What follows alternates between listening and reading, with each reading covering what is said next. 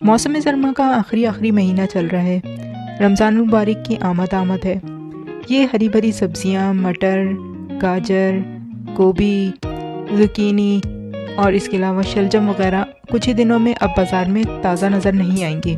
तो आज हम आपके साथ एक ऐसी कुलिनरी टेक्निक डिस्कस करने जा रहे हैं जिसे ब्रांचिंग कहा जाता है, जिसके ज़रिए आप ना सिर्फ अपनी सर्दियों की सब्जियों को उनके ओरिजिनल कलर और टेस्ट के साथ महफूज कर सकेंगे, पूरी गर्मियों में भी इंजॉय कर सकेंगे। इसके अलावा आने वाले रमज़ान मुबारक में आपको बहुत ही सहूलत हो जाएगी। तो चलिए शुरू करते हैं। तो इसके लिए सबसे पहले तो हम आ चुके हैं बाज़ार, और हम सुपर मार्केट के बजाय डाउनटाउन की मार्केट से सब्ज़ी ख़रीदना पसंद करते हैं, क्योंकि यहाँ पर डेली ताज़ा सब्ज़ी आती है, जबकि सुपर मार्केट में हफ्ते में 1 या 2 बार सब्ज़ी आती है, जो कि बाकी पूरे हफ्ते फ़रोख्त की जाती है। यहाँ देख सकते हैं आप कितनी प्यारी साफ़ सुथरी और बिल्कुल फ्रेश सब्ज़ियाँ मौजूद हैं।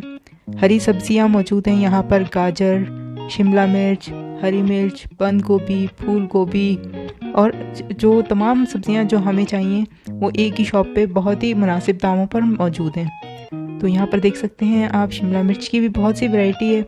यहाँ पे कलर्ड शिमला मिर्चें भी मिल रही हैं। इसके अलावा यहाँ पर खीरे, गाजर, आलू, प्याज, टमाटर, इसके अलावा फ्रूट्स भी दस्तयाब हैं।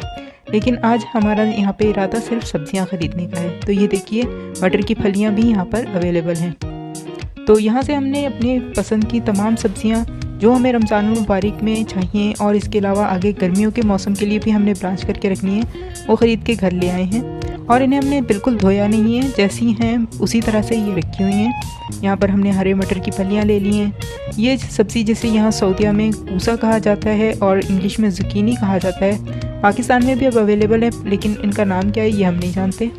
और ये यहाँ पर हमने फूल गोभी ले ली है, जिसे हमने फूल अलग कर लिए हैं और इसके नीचे वाला सख्त हिस्से को छोटे छोटे बारीक हिस्सों में कट कर लिया है। मटर के दाने निकाल लिए हैं, ज़ुकीनी को काट के इसके स्लाइसेस कर लिए हैं, शलजम के छिलका उतार के उसके भी टुकड़े कर लिए हैं, फलियाँ काट ली हैं और गाजर भी छील कर गोल गोल कट करके रख लिया। आपको जिस स्टाइल में भी सब्ज़ी कटनी हो आप अपनी मर्ज़ी से कर सकते हैं। हम आमतौर पे इसी तरह से इस्तेमाल करते हैं, इसलिए हमने इस अंदाज में इसे कट कर लिया है। तो चलिए ब्रांचिंग का अमल शुरू करते हैं। बिस्मिल्लाहिर्रहमानिर्रहीम। यहाँ पर एक खुली कढ़ाई में हमने काफ़ी सारा पानी लिया है और उसमें हमने ½ टेबल स्पूनफुल शुगर ऐड कर दी है। शुगर सब्जियों के कलर्स को बहुत ब्राइट रखती है और बिल्कुल भी फेड नहीं होने देती। याद रखिए, ये शुगर है, ये नमक नहीं। नमक अगर आपने डाल दिया तो बिल्कुल मुख्तलिफ अमल हो जाएगा।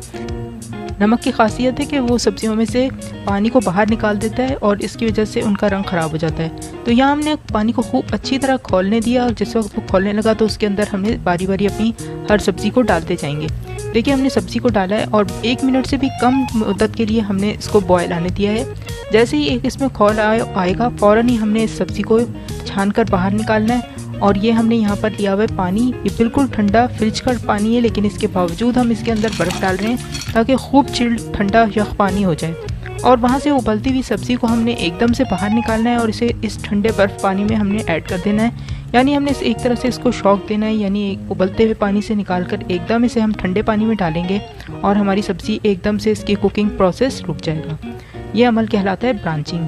ब्रांचिंग का प्रोसेस सारी दुनिया में बड़े बड़े शेफ़ इस्तेमाल करते हैं और ये प्रूफ्ड अमल है, जिसके ज़रिए सब्जियों की तमाम ग़िज़ाइयत, उनका कलर, उनकी खुशबू, उनका असल टेस्ट बरकरार रहता है। सिर्फ इनका एक कच्चापन जो होता है, जो इनको ख़राब कर देता है, वो ख़त्म हो जाता है और इसके बाद आप सब्ज़ी को बहुत आराम से महफूज कर सकते हैं। तो चलिए यहाँ पे हम सारी सब्जियों को बारी बारी ब्रांच करते हैं। सबसे पहले हमने ज़ुकीनी की, अब इसके बाद यहाँ पर हमने शलजम के टुकड़े डाले और उबलते पानी से 1 मिनट के अंदर अंदर ही हमने बाहर निकाला और ठंडे यख पानी में डाल दिया।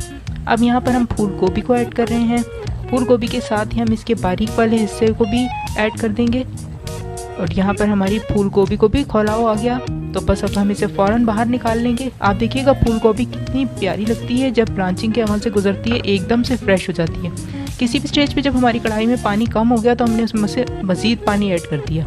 अब यहाँ पर हमने गाजर ऐड कर दी है और जैसे ही गाजर को खौलाव आएगा फ़ौरन इसको बाहर निकाल लेंगे और फ़ौरन ही इसको ठंडे पानी में डाल देंगे। याद रखें कि गर्म पानी से निकालते ही इसे ठंडे पानी में डालना है। अगर आपने ऐसे छोड़ दिया तो इसका बिल्कुल कलर ख़राब हो जाएगा। अब यहाँ पर हमने अपनी हरी फलियों को भी डाल दिया है।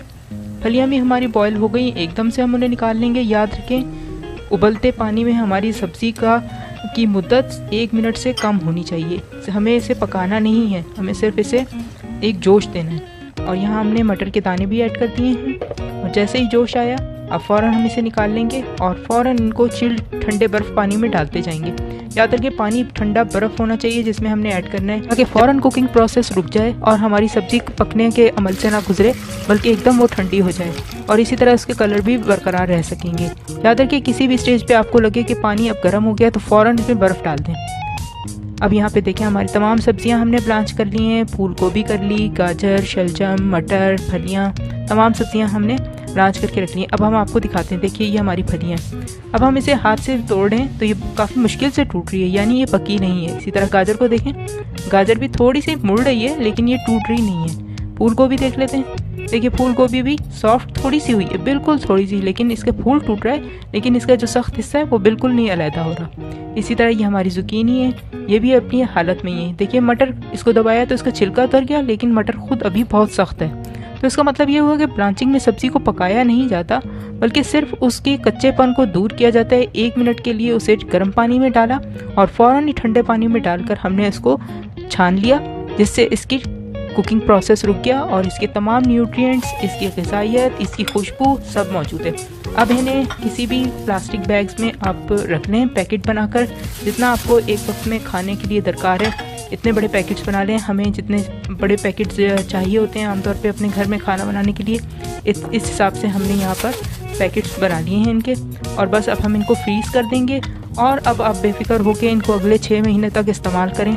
आप देखिएगा आपने जिस वक्त भी इसको पकाने के लिए निकाला आपकी सब्ज़ी तैयार है और डीफ्रॉस्ट करने की भी ज़रूरत नहीं, बिल्कुल कच्ची सब्ज़ी की तरह इसे आप फ़ौरन ही सालन में या जिस तरह से भी ऐड करना चाहें कर सकते हैं। रमज़ान मुबारक में आपके लिए सालन बनाने का कोई मसला ही नहीं, सब्ज़ी तैयार रखी है, बस इसे निकाला और पकाया। चाहें तो आप चाइनीज़ राइस बना रहे हैं तो आप गाजर, गोभी, मटर और फलियाँ इस्तेमाल कर सकते हैं। अगर आप सालन बनाना चाह रहे हैं तो सालन बनाएं। आप हर तरह की रेसिपी में इन्हें यूज़ कर सकते हैं।